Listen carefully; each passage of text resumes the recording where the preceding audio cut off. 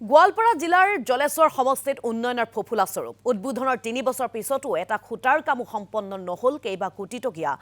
ৰাজমিতা কমলাবাৰী সংযোগী পকী দলঙৰ ঠিকাদাৰ আৰু বিভাগীয় লোকৰ চৰম হেমাহিৰ বাবে দলঙৰ কাম সম্পূৰ্ণ নোহোৱা তীব্ৰ অসন্তুষ্টি প্ৰকাশ কৰিছে স্থানীয় ৰাইজে বিধায়ক আশৰাফ উদ্দিন মোল্লাৰ নীৰৱ ভূমিকাক লৈ সৰব হৈছে স্থানীয় ৰাইজ শীঘ্ৰেই দলংখনৰ নিৰ্মাণ কাৰ্য সম্পন্ন কৰাৰ দাবী তুলিছে বিভাগীয় কৰ্তৃপক্ষই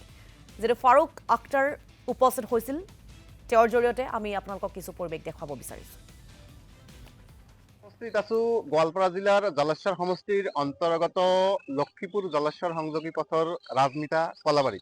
আৰু আজিৰ পৰা প্ৰায় ৩ বছৰ পূৰ্বে ইয়াত পকী ব্ৰিজৰ কামৰ এটা শুভ উদ্বোধনী হৈছিল কিন্তু আজি প্ৰায় ৩ বছৰ পাৰ হ'ব লগা হ'ল কিন্তু আজিলৈকে পকী ব্ৰিজৰ এটা খুঁটাৰ কাম সম্পন্ন নহল কেমেৰা সহযোগীয়ে ইয়াৰ সামগ্ৰিক পৰিৱেশ দেখুৱাব আজিৰ পৰা প্ৰায় ৩ বছৰ পূৰ্বে এই কামৰ শুভ উদ্বোধনী হৈছিল বিধায়ক আফতাব উদ্দিন মোল্লাৰ লগতে বিভাগীয় লোকৰ উপস্থিতিত এই কামৰ শুভ উদ্বোধনী হৈছিল কিন্তু আজিলৈকে এটা খুঁটাৰ কাম সম্পন্ন নহল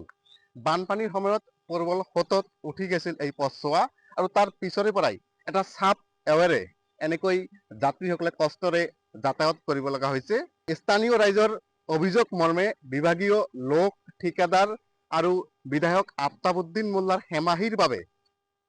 ৩ বছৰে এটা খুঁটাৰ কাম সম্পন্ন নহল খামুকীয়া গতিত চলিছে কাম আৰু ইয়াত স্থানীয় পথচাৰী আছে স্থানীয় পথচাৰীৰ পৰা মই এই সন্দৰ্ভত জানিবলৈ চেষ্টা কৰিম কি ক'ব আচলতে ৩ বছৰে এটা খুঁটাৰ কাম সম্পন্ন নহল যাতায়াতৰ ক্ষেত্ৰত যথেষ্ট কষ্টৰ সন্মুখীন হৈছে আপোনালোকে কি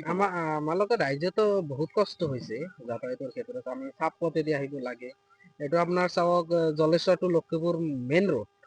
মেইন ৰোডত আপোনাৰ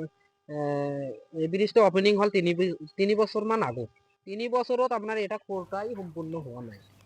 এইটো কাৰ গাফিলতি ঠিকাদাৰ বিভাগীয় কৰ্তৃপক্ষৰ এইটো গাফিলতি আৰু আমাৰ বিধায়ক ডাঙৰীয়াই মানে অপেনিং কৰি যে গৈছে তাৰপিছত ইয়াতে অহাই নাই কেনেকুৱা অসুবিধা হৈছে যাতায়াতৰ অসুবিধাটো বহুত অসুবিধা এটা মেইন ৰোড চাওক এটা ডাঙৰ ট্ৰাক সোমাব নোৱাৰে আমাৰ জলেশ্বৰত যদি কিবা এটা মালবাহী ট্ৰাক আহিব লাগে কিমান কষ্ট হয় ৩-৪ কিলোমিটাৰ মান ঘূৰি মেঘালয়ৰ ওইফালেদি আহিব লাগে ফাৰুক আখতাৰক আমি এই মুহূৰ্তত ধন্যবাদ জ্ঞাপন কৰিছো সেই